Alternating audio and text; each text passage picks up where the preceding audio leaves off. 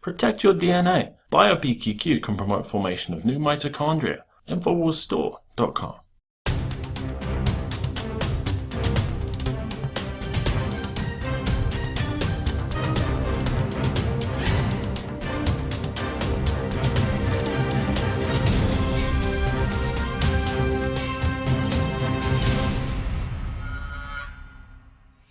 Welcome to the Infowars Nightly News. It is Friday, November 14th, 2014, and I'm Leanne McAdoo. Here are tonight's top stories. Tonight, evidence surfaces that proves the Cadillac tax lie was specifically planned out with Barack Obama's blessing. Then, the KKK threatens Ferguson protesters with lethal force and sweeping amnesty. An impeachable offense. All that plus much more up next on the Infowars Nightly News.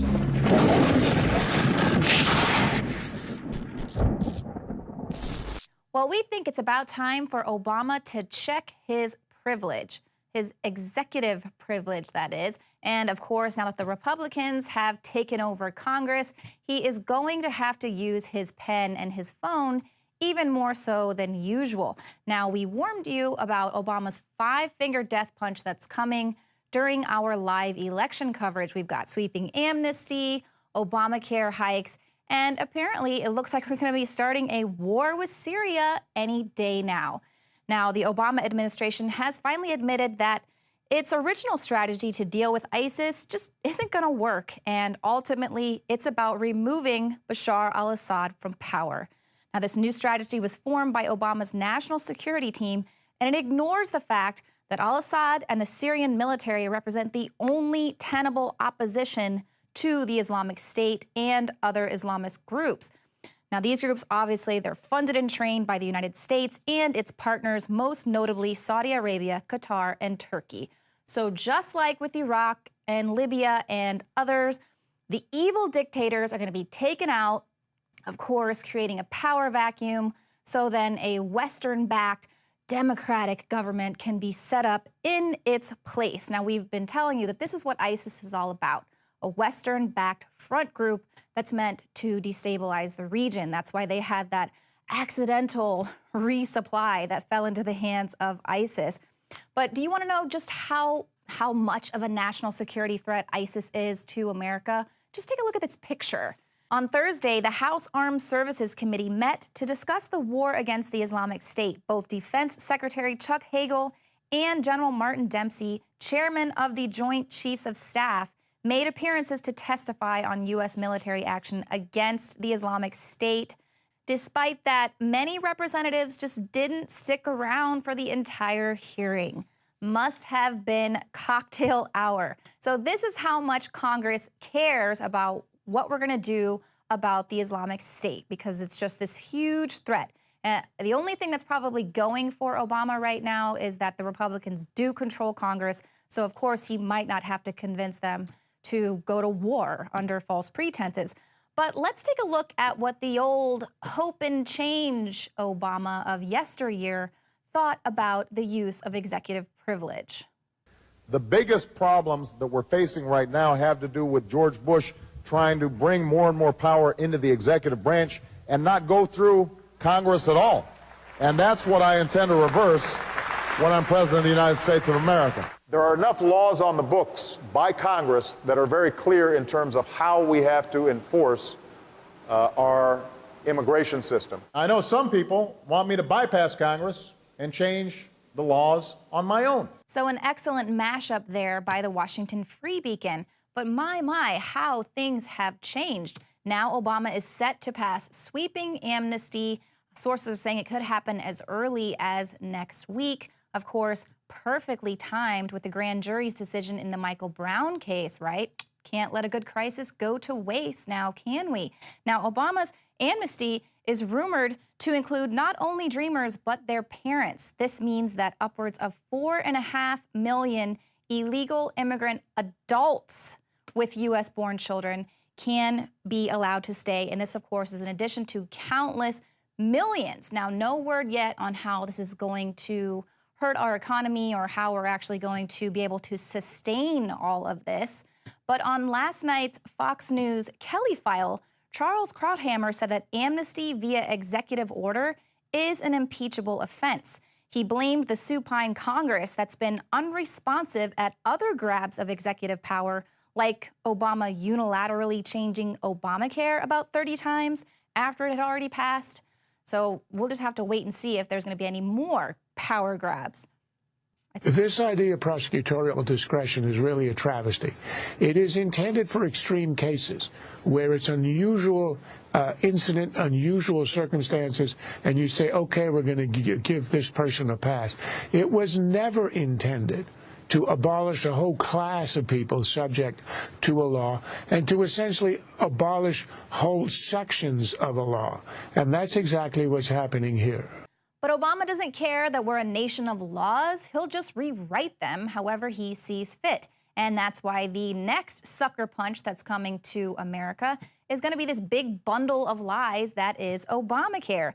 Now, rates for this year are supposed to be announced tomorrow, of course, a Saturday and post-election, so conveniently. So we'll be feeling those effects of the death punch here probably starting in 2015. But even though most mainstream media outlets are not covering this, we will, of course.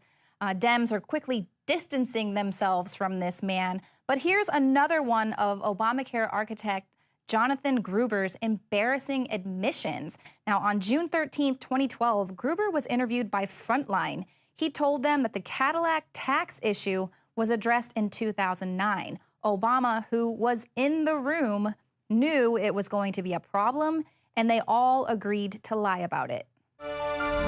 Lack of transparency is a huge political advantage. How in the world can this be HIPAA compliant? Which HIPAA is designed to protect the patient's privacy, and this explicitly says in order to continue, you have to accept this condition that you have no privacy or no reasonable expectation of privacy. 3 different people were given access to her account, her address, and her social security number. And John Kerry said, no, we're going to tax your health insurance. We're going to tax those evil insurance companies. We're going to impose a tax that if they sell health insurance that's too expensive, we're going to tax them. And conveniently, the tax rate will happen to be the marginal tax rate under the income tax code. So basically, it's the same thing. We just tax the insurance companies. They pass it on higher prices. That offsets the tax break we get. It ends up being the same thing. It's a very clever, basic exploitation of the lack of economic understanding of the American voter. Well, first off, the bill has 10 years of tax increases, about $500 billion, with 10 years of Medicare cuts, about $500 billion, to pay for 6 years of spending. We will keep this promise to the American people. If you like your doctor, you will be able to keep your doctor, period.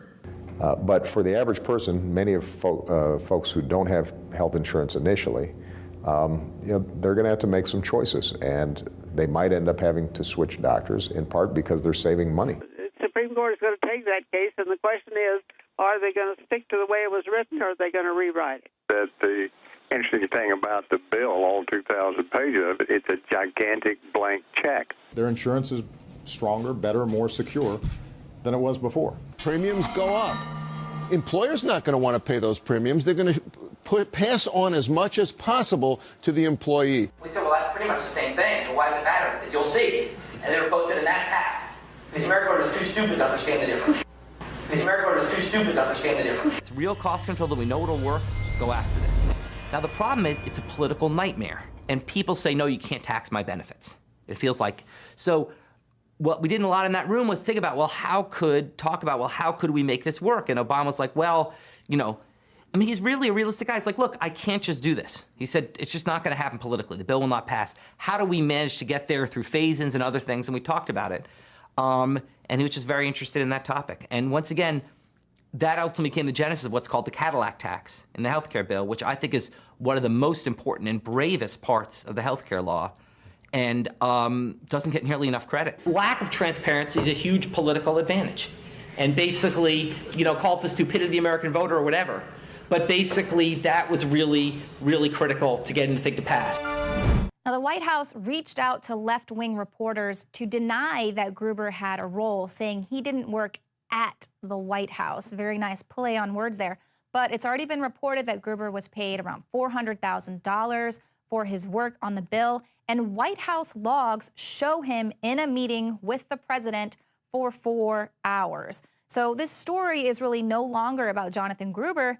It's about the deliberate lie that the president used to pass this monstrosity of a healthcare law. So what's the big deal with this law? Why did they need for the stupid American public to have no idea what was in this in order for it to pass? Well, here are a few things that the White House doesn't want you to know about Obamacare. And this is also, of course, why the president kept changing the law and why things have been pushed back until after the election. We can expect huge deficits and new taxes in order to cover the $1.4 trillion Obamacare costs that are going to happen over the next decade. Obamacare has added more than 20 new taxes, totaling over $500 billion. Obamacare also includes 159 new boards and agencies to restrict and govern your healthcare choices. More Orwellian government overreach. And of course, penalties will rise. The individual mandate, currently, you can pay either $95 or 1% of your income, whatever is higher, for this year. And then next year, that is set to triple. And people who have cheaper versions of Obamacare plans are going to be seeing some serious rate hikes. And the employer mandate will take effect. And of course, as we've reported, this mandate is going to lead to fewer full-time employees being hired. So, of course, add all this to the millions of illegal immigrants that are being granted amnesty and thereby qualifying them for Obamacare and, of course, the expanded Medicaid program, which is, of course, going to be covered by the taxpayer. And we really think with all of this, it is about time for Obama to check his privilege. The globalist social engineers are not just targeting us with propaganda. They are manipulating our genetics. We are being targeted at every level by estrogen mimickers that lower our testosterone and other hormones and natural compounds that the body needs. After consulting top doctors, nutritionists, pharmacists, and others, we have developed what I believe is the ultimate non-GMO organic super male vitality formula sourced from powerful organic herbs and then concentrated for maximum potency. Super Male Vitality was developed to activate your body's own natural processes instead of using synthetic chemicals. Super Male Vitality by Infowars Life is so powerful that I only take half the recommended dose. For a limited time, we are offering 15% off Super Male Vitality at InfoWarsLife.com to introduce you to this powerful supplement. Visit InfoWarsLife.com today to secure your Super Male Vitality. InfoWarsLife.com.